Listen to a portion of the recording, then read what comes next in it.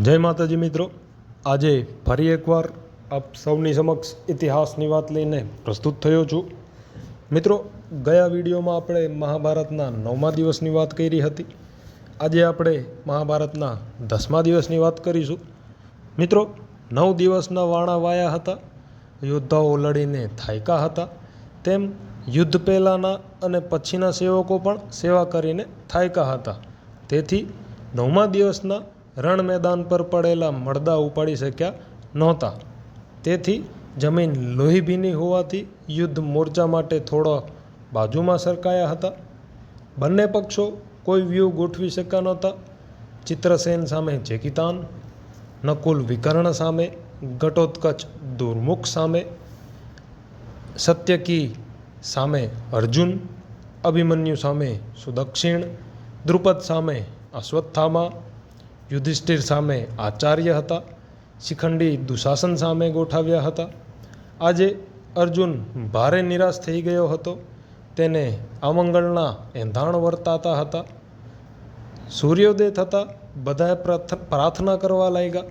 ત્યારબાદ શ્રી કૃષ્ણે પંચજન્ય શંખ વગાડ્યો અને લડાઈ છેડાઈ ગઈ હતી. પ્રથમ પહરમાં જ કૌરવો છિન્ન ભિન્ન થઈ ગયા હતા. ભીષ્મ અવિરત લડ્યા હતા અને 10,000 સૈનિકો મારી નાખ્યા હતા.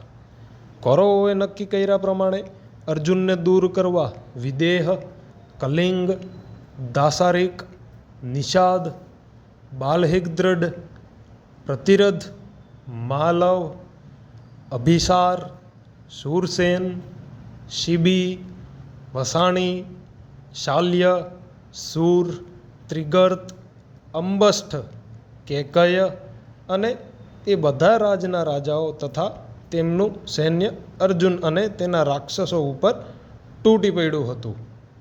મિત્રો, રાક્ષસો નહોતા, તે રક્ષકો હતા. તે બધાને મારી હટાવીને રણ મેદાનમાંથી ભગાડી નાખ્યા હતા. કૃષ્ણ આ તકની રાહ જોઈ રહ્યા હતા.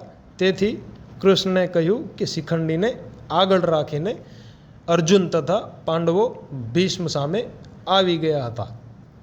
પાંચાળીના પુત્રો તથા બીજા પાંડવો અન્ય રાજાઓને રોકી રાખ્યા હતા. અર્જુન શિખંડીને આગળ રાખીને ભીષ્મ સામે આગળ વધ્યો. ભયંકર બાણ વર્ષા કરીને ભીષ્મને ઘાયલ કરી નાખ્યા હતા. ભીષ્મ તો શિખંડી સ્ત્રી અવતારધારી હોવાથી ભીષ્મ હથિયાર ઉપાડતા ન હતા અને અર્જુન બાણની વર્ષા કરતા હતા. ભીષ્મનું શરીર છેદીને ચારણી જેવું કરી નાખ્યું હતું. આખા શરીર પર બાણ ખૂંચી જવાથી બાણ સાથે જમીન પર પડ્યા. બાણની પથારી પર દક્ષિણાયાન હોવાથી ઉત્તરાયણ આવવા સુધી યુદ્ધભૂમિમાં જ ત્યાં પડ્યા રહ્યા.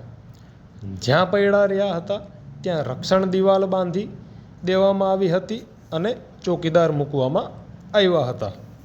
આથી 10મા દિવસ સંપૂર્ણ થાય છે. મિત્રો, જય માતાજી.